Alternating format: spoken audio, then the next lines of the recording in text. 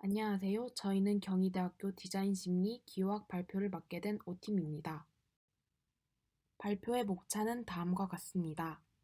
본 내용에서는 디자인 심리 중 퍼스의 기호학과 이를 적용한 북커버의 분석 사례에 대해 알아보겠습니다. 우선 저희가 발표 주제로 선택한 퍼스의 일생에 대해서 간단히 설명드리겠습니다. 실용주의라는 말을 처음으로 만들어낸 장본인이라고 할 수 있는 퍼스는 기호실제론이라는 독특한 형이상학을 가진 철학자였습니다. 그는 무려 8만여 페이지에 달하는 방대한 양의 유고를 남겼습니다. 특히 퍼스의 기호학과 예술론의 분석에서는 예술 이론의 근본 문제들을 기호학적으로 해결하는 데 의미 있는 비전을 제시하고 있었습니다. 따라서 본 연구에서는 퍼스 기호학적인 관점에서 미적 특성을 파악하고 분석하는 것에 초점을 맞추어 보았습니다. 다음으로는 퍼스 기호학 내용에 대한 설명입니다. 기호학자들은 주위의 모든 것을 기호라고 말하고 있었습니다.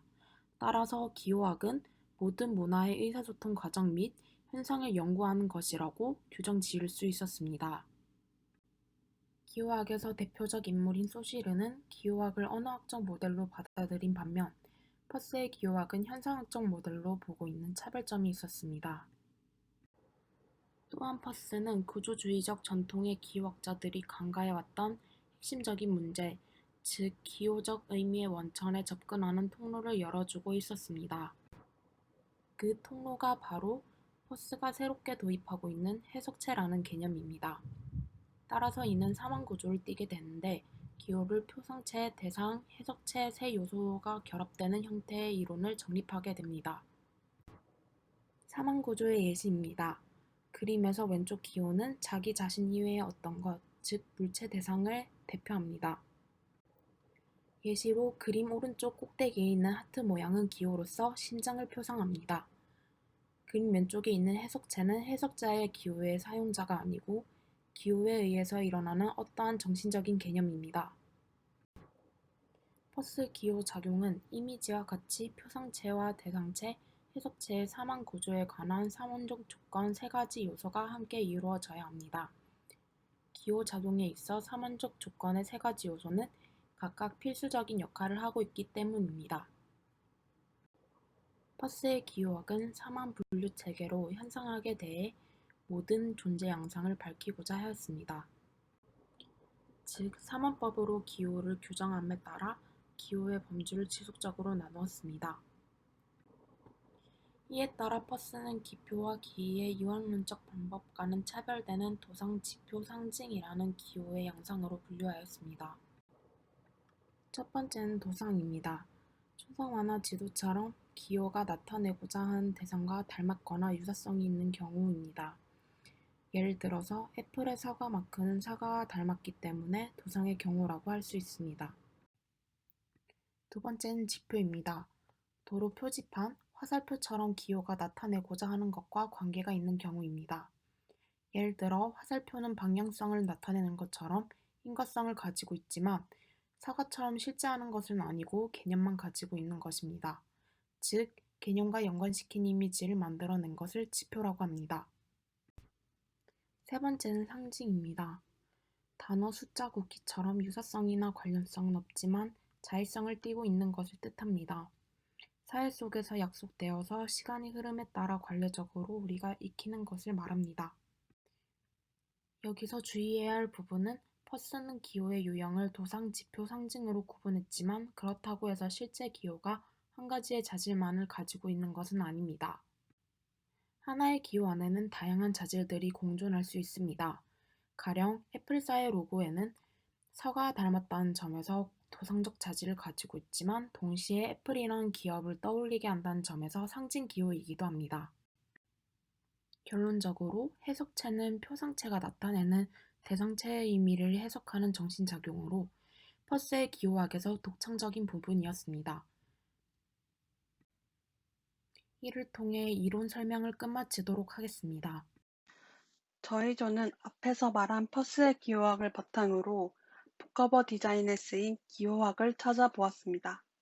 디자이너들이 기호 체계를 보다 잘 이해하고 적극 활용하면 독자와 소통하고 보다 창조적인 디자인 기법이 가능하다는 점에서 북커버 디자인이 저희가 분석하기에 좋은 사례라고 생각했습니다. 또한 맨델선드의 사례를 바탕으로 추가적인 사례를 조사해 보았습니다. 저희 조는 북커버 디자인 작업 중에서도 맨델선드의 북커버 디자인을 중심으로 살펴보았는데요. 맨델선드는 북커버에서 책 주제와 기호가 연결된 설득력 있고 도창적인 작품을 보여주고 있는 디자이너입니다. 그의 작품은 기호학을 활용하여 새로운 시각 언어를 만들어내고 독자와 효과적으로 커뮤니케이션하고 있는 대표적인 예시라고 볼 수 있었는데요. 맨델선드의 북커버에서 퍼스의 세 가지 기호 유형인 도상, 지표, 상징을 어떤 방식으로 사용되었는지 알아보고자 합니다. 북커버 사례를 본격적으로 분석하기 전에 피터 맨델선드에 대한 간략한 설명을 하겠습니다. 맨델선드는 미국 크노프 출판사의 부수석 디자이너입니다. 그는 북커버 디자이너들이 빠지기 쉬운 상투성을 탈피하여 책의 본질적인 요소나 핵심 테마를 창조적으로 포착하고 기호화하는 기법을 보여주는 작업을 했습니다. 600건이 넘는 표지를 디자인했으며 미국 출판계에서 재능이 뛰어난 붓디자이너로 유명합니다. 지금부터 도상을 활용한 북커버 디자인 사례를 살펴보겠습니다. 도상을 시각화한 북커버에서는 책 주제를 직접적으로 드러내는 일차성 도상 기호를 활용하는 것이 특징입니다. 독자로 하여금 보는 것만으로도 메시지를 파악할 수 있도록 직접적인 반응과 해석을 유도하는 것을 알 수 있습니다. 그 첫 번째 사례로 노먼 레브레이트의 말러인가라는 책입니다. 왼쪽 이미지는 책의 표지이고 오른쪽 이미지는 말러의 사진입니다. 왜 말러인가에서 말러를 기념하는 동상 실루엣을 도상 기호화하여 말러의 음악과 생애를 담은 전기라는 이야기를 전달하고 있는데요. 이는 말러에 대한 스토리를 진행할 것을 표지에서 도상적으로 직접적으로 표현하고 있는 것을 알 수가 있습니다. 그 다음 도상을 활용한 두 번째 사례로 데즈카 오사무의 히틀러에게 구한다라는 책이 있습니다. 히틀러에게 구한다에서는 광견이 연상되는 듯한 묘사로 전쟁의 광기에 사로잡힌 히틀러를 동물적으로 표현했습니다. 이는 히틀러의 도상에서 독자들은 광기 어린 동물, 맹독을 뽑은 개를 직접적으로 떠올리게 됩니다. 이는 직접적인 표현으로 내용을 더 임팩트하게 전달하는 효과를 볼 수 있다는 것을 알 수 있습니다. 맨델선드의 도상적 사례를 바탕으로 추가적인 사례를 조사해 보았습니다. 베르나르 베르베르의 개미라는 책인데요. 보시면 책의 제목과 정직하게 개미의 직접적인 이미지가 책 표지에서도 나타나고 있습니다. 이는 개미라는 매개체를 통해 개미와 관련된 이야기를 할 것을 독자들이 인식하게 해줍니다. 책의 내용도 인간 세계와 개미 세계의 만남과 대립에 대한 내용이기도 합니다. 위 사례는 일차적인 도상적 이미지를 통해 더욱 임팩트 있게 만든 책 표지라고 생각합니다. 다음 사례로는 하나의 책이 아니라 이탈로 칼비노 전집 시리즈를 가져와 보았습니다. 최지은 디자이너의 작품이고 시리즈 전집을 디자인한 사례입니다. 이 디자이너는 칼비노라는 작가를 어떻게 표현할지 고민을 하다가 책의 제목과 어울리는 패턴과 일러스트로 디자인을 하게 되었습니다. 이는 책의 내용과 유사한 1차적 이미지로 책이 어떤 이야기를 진행할 것인가 도상적으로 표현한 사례라고 볼 수 있습니다. 즉, 도상을 시각화한 표지는 책 주제를 그대로 보여주는 현실성과 시체성에 입각하여 독자로 하여금 보는 것만으로도 주제를 파악할 수 있는 1차적인 반응과 해석을 유도합니다. 히틀러에게 구한다. 왜 말러인가는 각각 히틀러, 말러라는 인물을 1차적으로 기호화했는데 그들의 인물 특성이 하나의 기호로 성립된 것입니다. 또한 추가적인 사례인 개미와 칼비노 전집 시리즈도 각각 개미와 책의 내용을 일러스트와 패턴으로 1차적인 표현을 했습니다. 이처럼 도상을 활용한 북커버 디자인은 실제와 유사한 도상으로 메시지를 직접적으로 전달하고 더 나아가 강력한 도성성을 부여하여 임팩트 있는 효과를 얻을 수 있다는 것을 알 수가 있습니다. 다음은 지표를 활용한 북커버 디자인입니다. 니콜슨 베이커의 체크포인트는 대통령 암살 계획의 내용을 담고 있는 책입니다. 이 북커버에서는 관역이라는 지표성이 강한 이미지를 사용했는데 이는 이라크 전쟁을 촉발한 조지 부시의 암살을 지시하며 암살을 꾀하는 주인공의 정치적 행동을 표적으로 지시하며 주제를 전달하고 있습니다. 표적을 암살과 인과성으로 연결된 2차적인 시각 이미지로 사용해서 주제로부터 연상되는 다른 것을 지시했다고 할 수 있습니다. 니콜라이 레스코프의 매혹당한 방랑자는 방랑자의 기이한 모험 이야기를 담고 있는 책입니다. 방향성이 강한 화살표를 방향성 없이 부여하는 화살표로 지시하며 이중 의미를 의도한 표현으로 독자들에게 새로운 독법을 유도합니다. 방랑자의 유랑하는 이야기와 인과관계가 성립하는 화살표는 어디로 도달할지 모르는 서사, 기이한 이야기라는 메시지를 지시하고 있습니다. 유동하는 화살표를 방랑하는 삶과 인과적으로 연관된 2차 시각 이미지라고 할 수 있으며 주제로부터 연상되는 다른 것을 지시하고 있습니다. 다음 예시는 저희가 맨델선대의 논문을 바탕으로 추가적으로 조사한 지표를 활용한 북커버 예시입니다.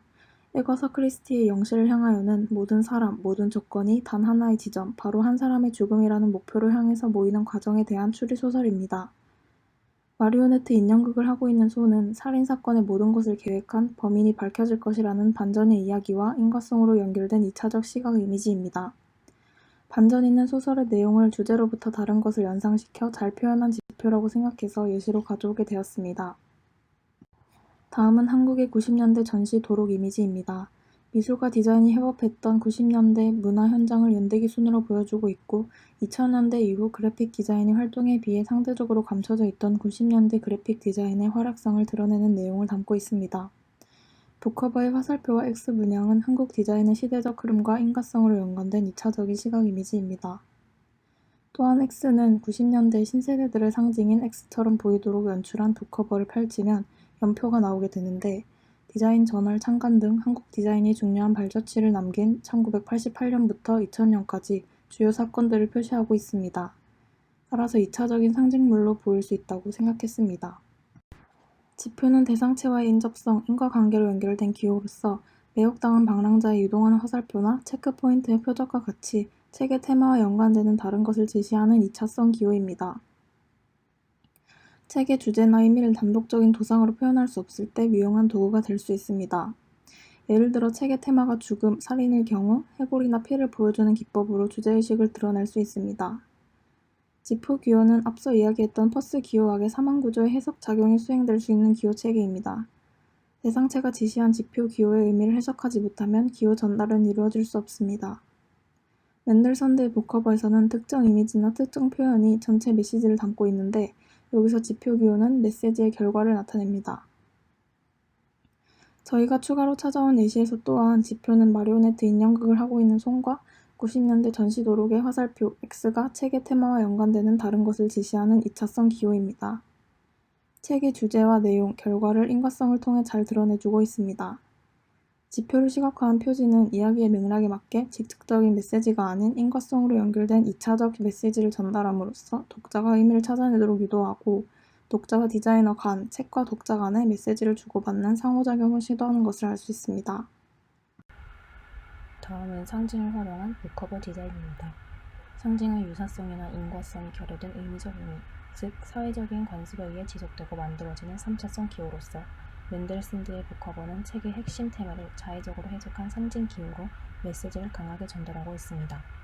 상징은 의미를 전달하는 독창적인 발상으로 새로운 디자인 언어를 개발하고 커뮤니케이션의 지평을 확장할 수 있는 기호인데요. 일단 첫 번째로 소개해드릴 책 표지는 미셸 푸커의 권력과 지식입니다.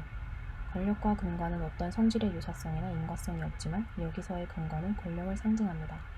해석작용이 없다면 근간은 아무런 의미가 없지만 우리는 사회적으로 약속된 관습적 해석의 기초에 초월적인 힘을 가진 왕의 근간은 권력이다 라는 등식을 떠올릴 수 있으므로 이는 의미적 관습에 의해 만들어진 3차적인 시각 이미지라고 볼 수 있습니다. 두 번째로 소개할 책 표지는 프란츠 카프카의 심판입니다. 은행원 요제프가 아무 용문도 없이 체포되어 법의 심판을 받으며 또 죽임을 당하는 부조리한 상황을 그려낸 책인데요. 이러한 상황들을 단죄하는 눈, 주인공을 무기력하게 바라보는 눈 등을 시각화했습니다.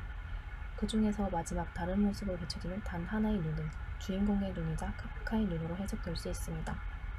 눈과 심판은 유사성이나 인과성이 없는 데서부터 만들어진 3차적인 시각 이미지로 주제의식의 창조적 변환입니다. 다음은 추가적으로 조사한 상징을 활용한 북커버 예시입니다. 이 책은 공과학을 거부하는 아버지로 인해 16년간 학교에 다니지 못했던 주인공이 박사가 되기까지의 지식의 배우, 인생에서의 배우들을 공부할 때 사용하는 연필로 상징했는데 이는 3차적인 시각 이미지로 주제의식의 창조적 변환이라 생각합니다. 다음 마지막으로 소개할 그들의 변명이라는 책은 사랑이 변하고 없어지는 것에 대한 내용인데요. 속마음을 숨기고 변명하는 것을 얼굴을 가리는 데 사용하는 가면으로 시각화했습니다. 이 또한 사회적 관습에 의해 만들어진 3차적 시각 이미지로 주제의식의 창조적 변환입니다. 상징을 시각화한 북커버의 사례로 들었던 권력과 지식은 권력을 의미적으로 연결된 근간으로 심판은 눈을 상징기호로 채택했습니다. 또 추가로 찾은 예시에서는 배움을 연필로, 변명을 가면으로 상징했는데요. 이러한 상징적 표현은 집단의 관습과 규약으로 유지될 수 있습니다. 우리가 왕관이나 눈을 각각 권력, 심판이라는 의미로 연상하지 않는다면 상징기호는 성립할 수 없습니다. 상징을 시각화한 표지는 독창적인 해석을 유도하는 시각적 단서를 제공함으로써 독자로 하여금 호기심을 이끌어냅니다. 따라서 상징기호는 북 디자이너가 창조적으로 해석하고 표현력을 확정할 수 있는 시각 표현 도구입니다. 위에서 알 수 있다시피 북커버 디자인에서 기호학의 중요성은 책의 주제나 메시지를 그대로 드러내거나 연결되는 다른 메시지를 차용하거나 새로운 시각적 발상을 제시하는 방식으로 적극 활용합니다. 기호를 통해 창조적인 시각 언어로 대중을 설득하고 새로운 커뮤니케이션 효과를 얻고 독자와 소통하고 보다 창조적인 디자인 기법이 가능하기 때문에 디자인에서의 기호학은 중요합니다. 마지막으로 위 내용들을 바탕으로 최종 정리를 해보자면 기호는 메시지를 전달하고 소통하는 필수적인 방법으로 시각 커뮤니케이션 분야에서 아이디어 발상과 전개에 필요한 디자인 언어로 자리 잡아왔습니다. 또 책 한 권의 방대한 내러티브를 북커버라는 작은 프레임 안에 담을 수 있는 것은 기호가 있기에 가능하며 북커버 디자인이 시각적 표현에만 머물지 않고 퍼스가 제시한 기호 체계를 담은 미학적 표현으로 북커버 디자인의 가치를 높일 수 있습니다. 마지막으로 참고한 논문 및 자료 출처입니다. 이상으로 발표 마치겠습니다. 감사합니다.